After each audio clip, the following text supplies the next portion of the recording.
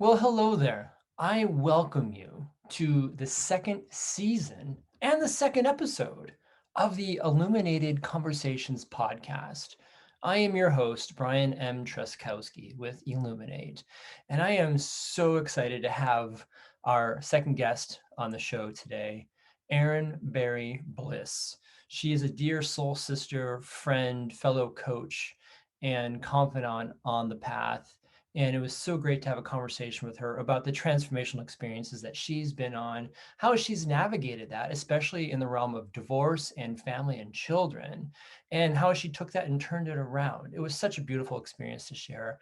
And her and I, can jive on the conversation of transformation because we both not only live in it, but we teach it and we coach it as well. So please enjoy the show, take a listen, and as always, please like and subscribe and share this podcast with anyone that you think may be interested in it.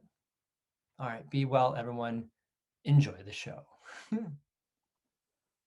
All right. So hello, Miss Erin Berry. Thank you for joining me today on the Illuminated Conversations podcast. This is the second episode, and I'm so excited to have you on board, dear sister friends. So just for the audience members who don't know you, who are listening, just give me a little bit of a blurb about who you are, what's alive for you, and really what you want to share with the world about who you are right now.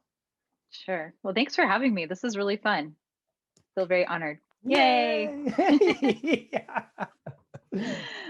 Well, I'm Erin Berry. I go by Erin Berry Bliss, and I'm a women's love and pleasure coach. But my journey started over 20 years ago. And honestly, if I had to sum it up in like just a short little thing, it would be self love. Like I have been on the journey of healing my relationship to self so that I can now help people heal their relationship to self and others.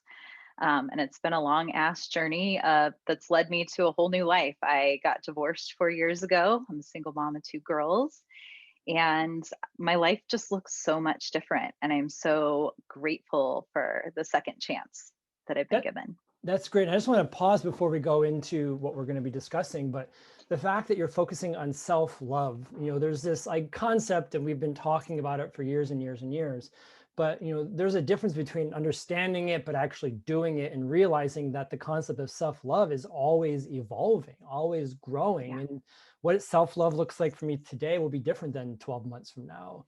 And knowing that it's a process that we're sort of going through. And I love witnessing you on your journey as well, and how you're sharing and inviting the women to do that with you and men. So yeah. Yeah, absolutely. Yeah, it's definitely been a journey and work in progress. And I think I'm probably on it for the rest of my life. But I feel like I've gotten to this place. I actually just did a post about it the other day. Someone was reflecting my confidence. They're like, it's not cocky, but you have this like energy and you just own it. And I realize it's because I love myself. And I'm at this place in my life where I actually own my worth. Like I can see that I'm worthy and I know it and I live from that space. And so it's wonderful. It's wonderful to be here. I still have my moments, but also it's wonderful to watch my clients do the same thing now, which is just the most rewarding thing ever to see people wake up to their own badassery. It's my favorite word. It is. Second And favorite word. badassery. We're gonna put that right there. I love it.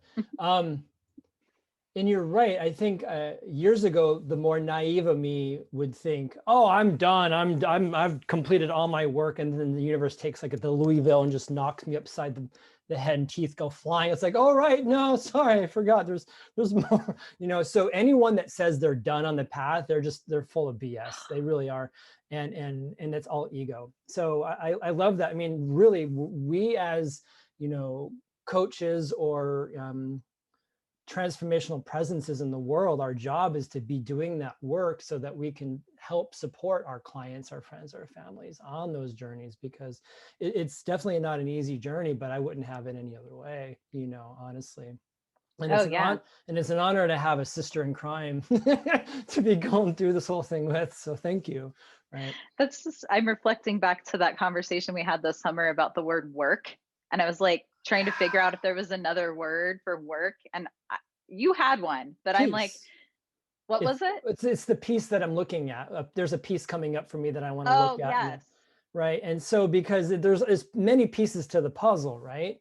But you're right, though. The idea of like having a conversation that work, we're unintentionally interjecting this sort of like negativity to it, right? Right. But I But there think that is was the something hard syntax. about it. But that was the syntax of the industry is we're going to do some work today.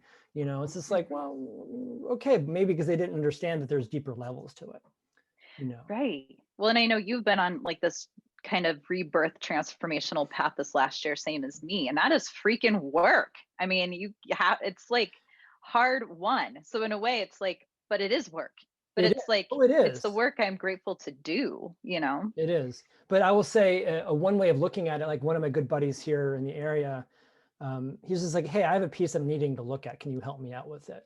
Right. And so Yeah. that it's just not saying that we need to throw out work and use this. It's just, it's offering other ideas to be able to explore. Right. And knowing that there are many subcategories as like in certain, like I think the Inuit have like what 20 odd words for snow, right? And so like there are many layers to this experience of transformational work, right? So let's acknowledge those different aspects, right? So Absolutely. well, cool. So anyway, let's get into the conversation. And so in this, you know, as we said in the first episode and now in the second episode, diverging from my first season, and really what we're going to have a conversation around transformation, as we've sort of already primed it already. And really what I want you to share is pick one, because I'm sure you have many, an experience of transformation that you went through of a varying degree of hardship, but realizing that where your life ended up after that transformation was not really possible, or you couldn't see that potential before you got into that experience, right? So it's sort of like the hero's journey, the up and the down. And it's the idea of my life can never look this way. I go through a metaphorical death and all of a sudden that way is now possible, but I couldn't see the path there, right? I'm explaining this for the listeners who may be new to this sort of idea. And I think all people that are on the transformational journey know this all too well. It's called the hero's journey for those who are new to this idea. But I would love for you, Erin, to just share one of your experiences, because I want people to see that there is possibility. And as we're going through these metaphorical ego deaths or dying where it feels like our entire world is collapsing down around us, that is doing so that it can restructure in a brand new way to move us forward on the journey, as you sort of alluded to earlier. So yeah, I'll give you the floor. So go ahead and share what's one story that feels potent to you.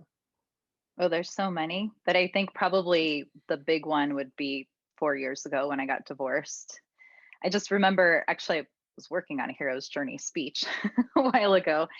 And I will never forget the moment I was standing in my kitchen with my daughter, who was in the first grade, I think at the time. Yeah. So she was like a 6-year-old, and she witnessed my ex-husband saying something really disrespectful to me. And I turned to her and I basically said, like, do as I say, not as I do. And then heard myself say that in that moment, because I said something like, don't ever let anybody treat you like blah, blah, blah, as someone had literally just treated me that way.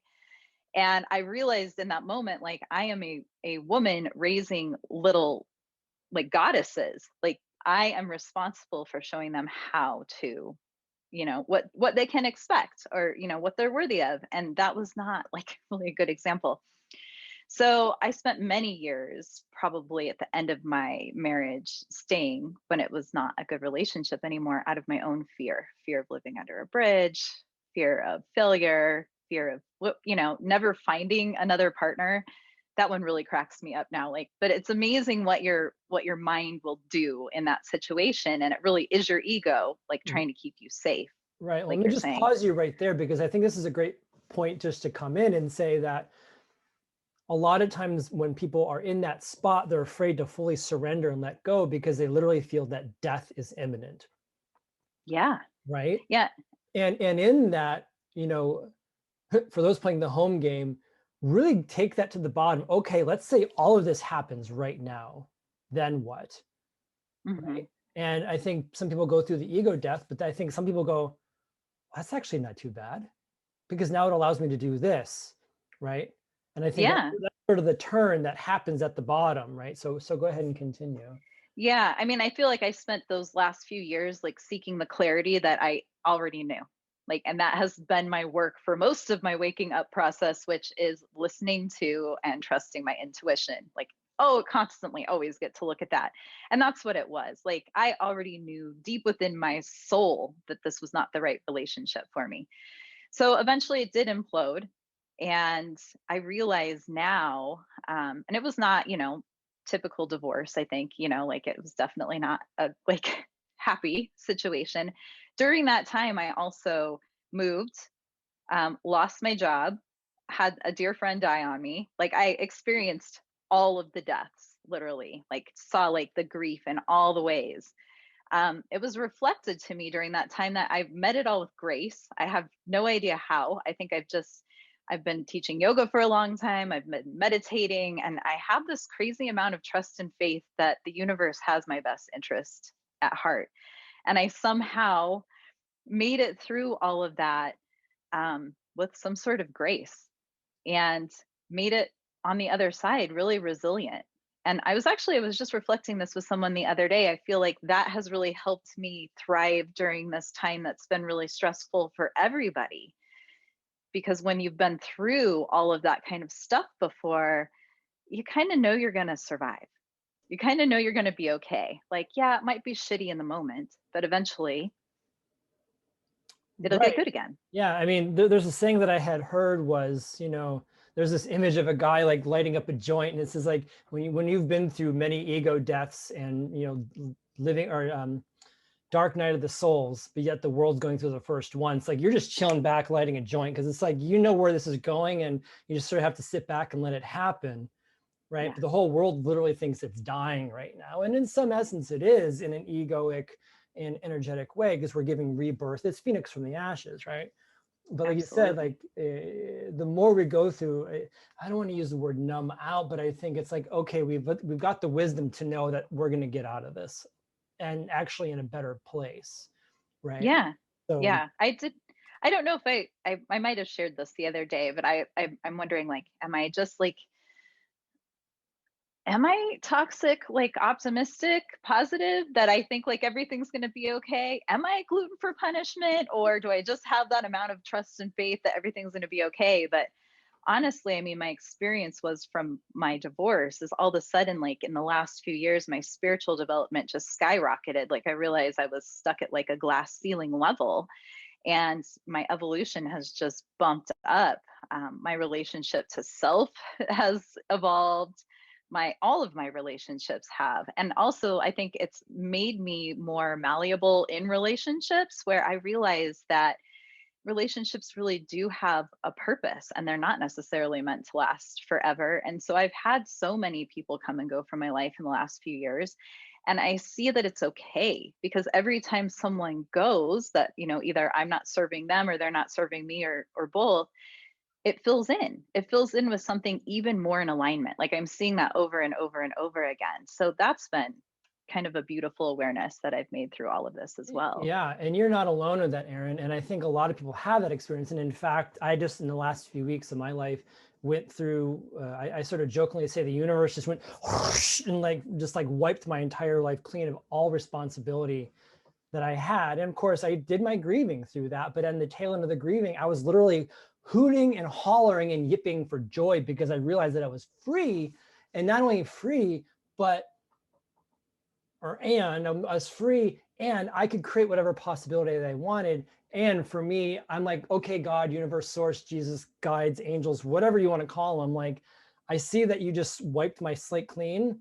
What's next? Because I know it's Yeah. going to be amazing and I can't wait for it. And I'm super excited because that's the metric that happens with relationship. One relationship ends. Well, the next one's even better. Job, career, houses, at all, right? It's always sort of an up and up. And I don't want to gloss over the gut-wrenching pain, sorrow, grief that does happen when you're in it.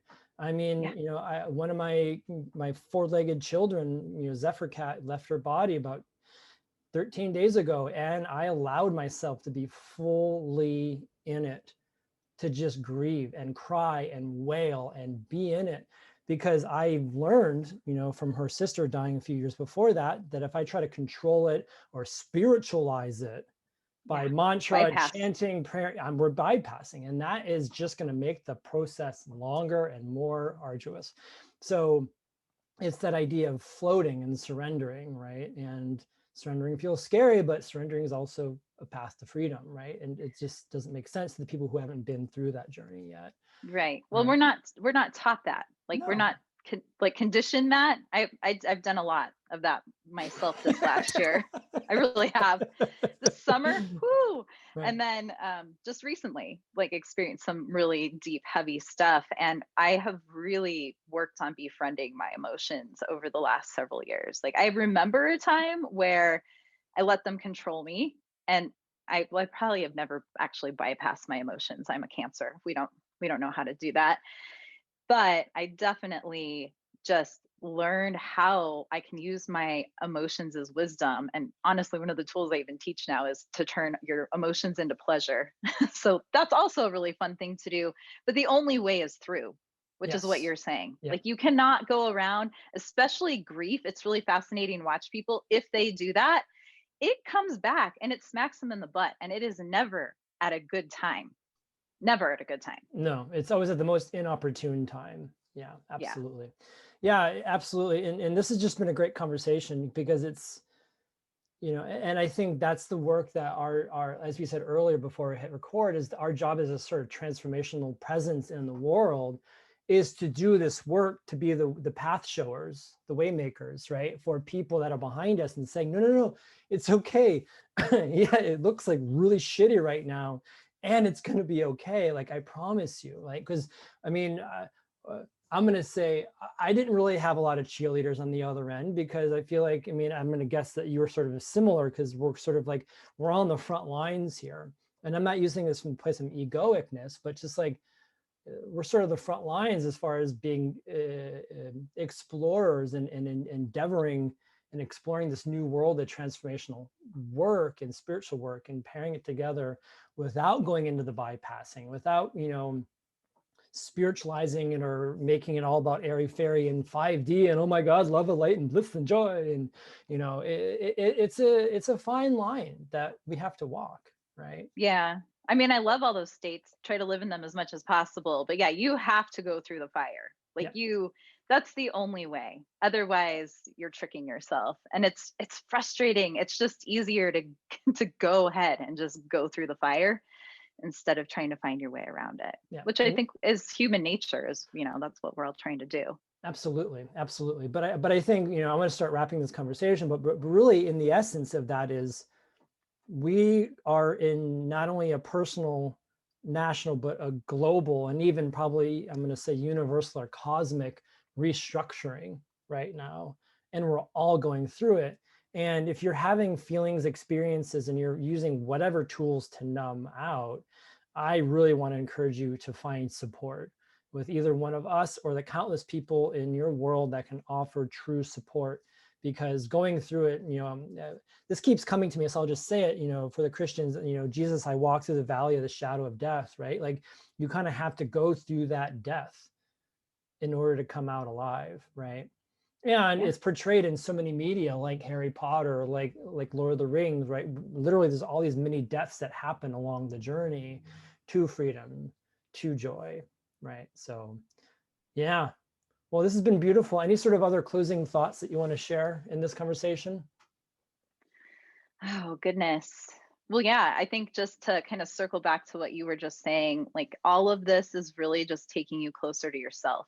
Like that is the journey, is like when you hear someone talking about walking each other home, like it's back to yourself. And so all of these tiny little deaths and experiences you have just bring you closer and closer to your true essence, which is the whole purpose of this human experience as far as I'm concerned. So you can do it. Like we're doing it. You're not alone. Don't forget that. Right, absolutely. And it's I said this to a woman the other day, sort of a vendor that I know at a familiar shop in town, local vendor. And she sort of pulled me aside and we're talking. And the nugget that I got to was that she's having a shifting of mind in realizing that her beliefs are no longer in alignment with the organizations that she's a part of. However, her ego is very much identified with that identity of being a part of this organization. Mhm. And she has this fear of stepping away from it because she's afraid that no one else in the world could possibly have thoughts, feelings, beliefs that she's having. And I looked her square in the eyes and said, regardless of whatever you do, you're identifying with this. There's going to be a death of that identity. But no matter what you believe, no matter how far out or weird it is, I guarantee you there's someone out there that thinks the same thing that you do. And Yeah, and you'll track that. she looked me in the eyes and she's like, really? I'm like, absolutely. I know this for a fact. And I watched her just sort of like sigh into like, oh Yeah. my God, thank you. I just needed to hear that. And I haven't seen her since that day, but regardless, it's like, I just needed to give her that nugget. Like, it's going to be okay. Right. Because Yeah. that's the problem when we shift identity from identity A to B, be it political or organizational or whatever death it may be. We sort of have to let go of one in order to get the next. Right. We have to close that door fully before the next door is going to open. Well, and the closer you get to who you are and that vibration you want to be in, every single time you attract closer and closer to that. So that's that trust and faith. In some really weird, bizarre ways, but that's synchronicity. And I'll say the more synchronicities or coincidences or ironies or weird things, you know, the more those things happen, the more my belief in knowing is that you're on target. So just trust and keep walking. So yeah. All right, Miss Erin Berry Bliss. If people are interested in looking up things that you offer to the world, what's ways that they can get a hold of you? And we'll put them in the description below, but just go ahead and talk about that for a minute. Yeah, so I'm on Instagram, eberrybliss. I'm on Facebook, Erin Berry Bliss, and my website is erinberrybliss.com. So All right. pretty easy to remember. Keep it simple. I like that. And like I said, we'll have Erin's bio and links to her socials and stuff like that in the comments below. So this has been great. Thank you all for listening. And if you have any comments or questions, please feel free to leave them in the comments below. And also on YouTube, for the followers on YouTube, please like, subscribe, follow to this channel. It's going to be great. And the series can continue and it'll be great. So thank you all for listening. I love all of you. Get out there, make a beautiful and blessed day, and know that you are supported in your journey every single day. And if you don't believe so, just open your eyes and look around, and I guarantee you'll find what you're looking for. All right. Be well, loved ones. Have a great day.